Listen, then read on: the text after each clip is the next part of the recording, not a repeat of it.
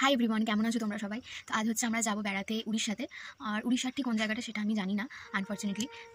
তার কারণ হচ্ছে যে আমি এক্সাইটেড নই যাওয়ার জন্য, তাই। আর আমার তো যাওয়ার কোনো প্ল্যান ছিল না, কারণ হচ্ছে যে আমার এক্সামটা ঠিক কোন টাইমটা পড়বে আমরা কেউ জানতাম না, এমনকি টিচাররাও তো জানতো না। তো ওই জন্যই আর কি আমার যাওয়ার কোনো কথা ছিল না। কিন্তু এখন হচ্ছে যে এক্সাম তো কবে শেষ হয়ে গেছে, ভালো হয়েছে একদিক দিয়ে অবশ্য। কিন্তু এবারে হচ্ছে আমাকে যেতে হবে, কারণ আমি একা ঘরে কী করে থাকবো। আর আমার শরীরটাও মানে এই টাইমটাই খারাপ হয়েছে। তো ওই জন্য আর কি আরও যেতে ইচ্ছা করছে না, একদম ভালো লাগছে না। আমার যদি কেউ এক্ষুনি বলে যে শুয়ে পড়তে যেতে হবে না, ক্যান্সেল বা এরকম কিছু, আমি সিরিয়াসলি আমার শুয়ে পড়বো। আর যেটা হচ্ছে আমাদের বাস আছে 9টায়, হ্যাঁ আমরা বাসেই যাবো। 9টার সময় আমাদের বাস আছে। তো গোছানো তো হয়েই গেছে অলমোস্ট, সেরকম কিছুই নিইনি। যা গোছানোর আমি কালকে তাড়াতাড়ি, যত কাজ তাড়াতাড়ি, মানে এই নার্সিং পড়তে এসে এইটুখানি আমি জেনেছি যে যত তাড়াতাড়ি যা বোঝ আছে আর কি মাথায় আর কি সব কমপ্লিট করো। তো মানে যত তাড়াতাড়ি কমপ্লিট করবে তত তাড়াতাড়ি একটুখানি হলেও রিল্যাক্স হতে পারবে। তো এখন সেটা এমনি নর্মাল লাইফেও কাজে লাগাচ্ছি। তো আমি গুছিয়ে নিয়েছি, বাট একটু টুকিটাকি গোছানো আছে।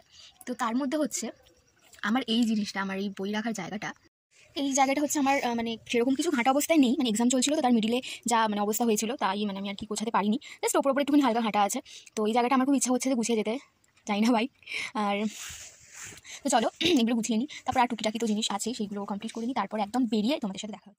হাই গাইস, এখন হচ্ছে আমরা বেরিয়ে পড়েছি, আমরা সবাই এখন বেরিয়ে পড়েছি। ঘরে সবাই আস্তে আস্তে বেরোচ্ছে। তো আমরা এবারে যাব বাসের দিকে। বাসে উঠে কিছুক্ষণের মধ্যেই ঘুমিয়ে পড়েছিলাম, মাঝখানে উঠেছিলাম কিনা আমি নিজেও জানি না। তারপর সকালবেলা চোখ খুলে দেখি পাহাড়, মানে আমাদের বাসটা এখানে দাঁড়িয়েছিল।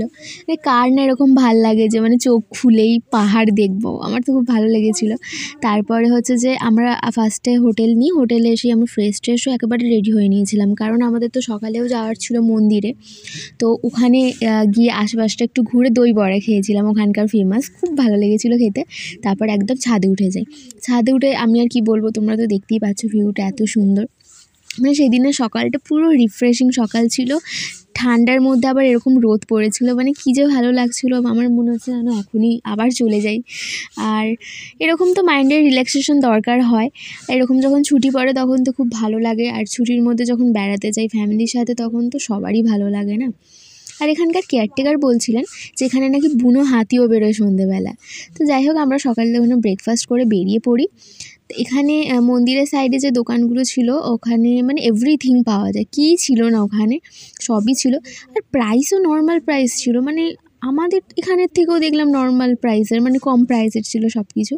তো যাই হোক, ওখানে আমরা 310টা মেবি, আমার ঠিক মনে নেই এখন, ওই সিঁড়ি পেরিয়ে আমরা যাই পুজো দিতে। মানে লাইনে ছিলাম তত কিছু মনে হয়নি। আমি তো খুব ভালোভাবে, আমরা পুরো ফুল স্যাটিসফাই পুজো দিয়ে। ওখানে অনেক মজা করেছিলাম, ঝর্ণা ছিল, আর্টিফিশিয়াল ঝর্ণা টর্ণা ছিল, খুব মজা করেছিলাম।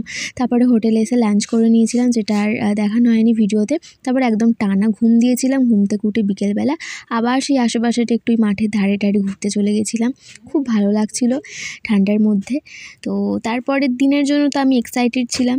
তো যাই হোক, আবার পরের নেক্সট দিনের ভিডিওটা আমি আবার অন্য ভিডিওতে দেখাবো।